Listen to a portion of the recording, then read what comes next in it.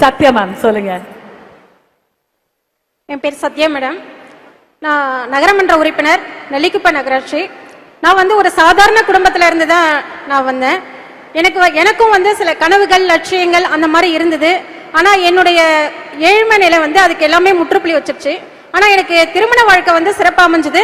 அந்த கனவுக்கும் லட்சியத்துக்கும் என்னுடைய கணவர் வந்து உயிர் கொடுத்தாரு.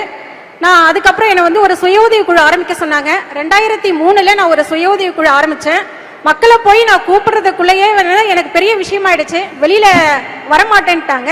அப்புறம் ஒவ்வொருத்தவங்களா போய் பேசி அவங்கள அழைச்சிட்டு வந்து ஒரு குழுவாக ஃபார்ம் பண்ணி இன்னைக்கு என்னுடைய தெருவே பார்த்தாக்கா மகளிர் சுய உதவி குழு உறுப்பினர் தான் அத்தனை பேருமே இருக்கிறாங்க. அந்த நிலையை நான் உருவாக்கினேன். இப்போ அடுத்து பார்த்தீங்கன்னாக்கா அது வந்து அடுத்து நான் செயல்பட்டது என்ன அப்படின்னு சொன்னாக்கா எனக்கு வந்து நகரமன்ற உறுப்பினர் ஆகணும் ஒரு லட்சியம் இருந்தது. அப்போ வந்து அதை என்னுடைய கணவர்கிட்ட போய் நான் சொன்னேன். நான் அப்போ அவங்க என்ன சொல்லிட்டாங்க, நம்மளால முடியாதுமா, அதை செயல்படுத்த முடியாது, ஏங்க அந்த மாதிரி சொல்றீங்க அப்படின்னு சொல்லி நான் கேட்குறேன். அப்போ சொன்னாங்க, நம்மளுடைய கம்யூனிட்டின்னு பார்த்தாக்கா நம்ம 4 பேர் தான் இருக்கோம், ஜாதி அடிப்படையெல்லாம் இருக்குது, அது மூலியமா தான் நம்ம வர முடியும் அப்படின்னு சொல்லிட்டாங்க. அப்புறம் நம்ம என்ன செய்யலாம் அப்படின்ற ஒரு யோசனை வந்தது. அப்போ வந்து கவுன்சிலர் பதவி இல்லை, இந்த ஊராட்சி அமைப்பு இல்லாமல் இருந்தது. அதை வந்து நான் சாதகமாக நான் பயன்படுத்திக்க ஆரம்பித்தேன். நான் நேரடியாக மக்களை போய் சந்திக்க ஆரம்பித்தேன். மக்களுடைய குறைகளை என்னன்றதெல்லாம் நான் ஒரு சர்வே மாதிரி நோட் புக் போட்டு நோட் பண்ண ஆரம்பித்தேன்.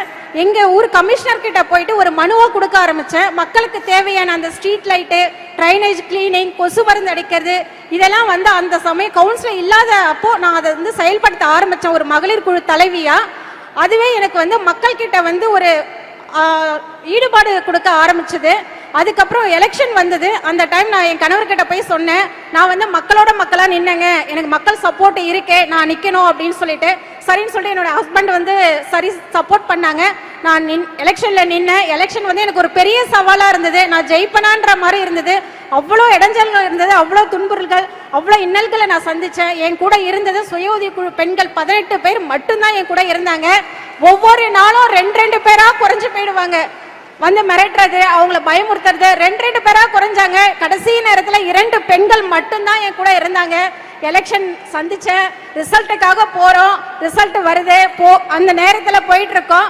போகும்போது என் கணவர் வண்டியில் வான்னு கூப்பிட்றாரு. நான் வண்டியில் வரல அப்படின்ட்டு எனக்கு மனநிலையே சரியில்லை. அந்த நேரத்தில் நடந்தே நான் போயிட்டு இருக்கிறேன். ரிசல்ட்டு பூத்து உள்ள போகிறோம், கவுண்டிங் பண்ணுறாங்க. பண்ணனது மிஷின் ஓபன் பண்றாங்க. பண்ணனதும் பார்த்தாக்கா அள்ளி கொடுத்தாங்க அந்த பெண்கள் அந்த ஓட்டை. எனக்கு ரொம்ப சந்தோஷமா இருந்தது. எனக்கு வந்து வெற்றி வாய்ப்பை கொடுத்த என்னுடைய வார்டு பெண்களுக்கு நான் ரொம்ப கடமைப்பட்டிருக்கேன். என்னைக்குமே உங்களுக்கு நான் விசுவாசமா இருக்கணும்ன்றதான் என்னுடைய எண்ணம். தேங்க்யூ. ஆக்சுவலா பெண்களுக்கு ஏன் அதிகாரம் போகணுங்கிறதுக்கு இது மற்றும் ஒரு சாட்சி. ஏன்னா அதிகாரத்தில் இருக்கக்கூடிய பெண்களுடைய பேச்சை பார்த்தீங்களா, அது ஒரு கிளாரிட்டி இருக்கு, ஒரு தெளிவு இருக்கு. பேசின 2 பெண்களுக்குமே அப்படி ஒரு கிளாரிட்டி இருக்கு. கவுன்சிலரா இருந்தாலும் சரி, அந்த பக்கத்தில் கூட அம்மாவா இருந்தாலும் சரி, பேசும்போது ஒரு கிளாரிட்டி இருக்கு. நான் என்ன செய்யறேன், இந்த மக்கள் எனக்கு என்ன செஞ்சிருக்காங்க, இந்த மக்கள் எனக்கு கொடுத்துருக்கூடிய வேலை என்ன, மக்கள் எனக்கு கொடுத்துருக்கூடிய பதவி என்னன்னு உணர்ந்த அந்த கிளாரிட்டி இருக்குல்ல, பிரம்மாண்டம். அதனால சொல்ல வார்த்தைகளே இல்லம்மா அந்த கிளாரிட்டி. அண்ட் இன்னொரு விஷயம் என்னன்னா, இன்னும் பொது புத்தியில பொது கருத்தா ஒண்ணு இருக்கும். என்னன்னா, எந்த ஊர்ல யார் பிரதானமான கூட்டமா இருக்காங்களோ அவர்கள் தான் ஜெயிக்க முடியும், அவங்க தான் ஆட்சி அமைக்க முடியும். நெவர். இந்த அம்மா அதுக்கு ஒரு சாட்சி. இதுதான் தமிழ்நாடு ஆக்சுவலா ஒரு மாடல். தமிழ்நாடு கிரியேட் பண்ண மாடல்ல இது ஒண்ணு.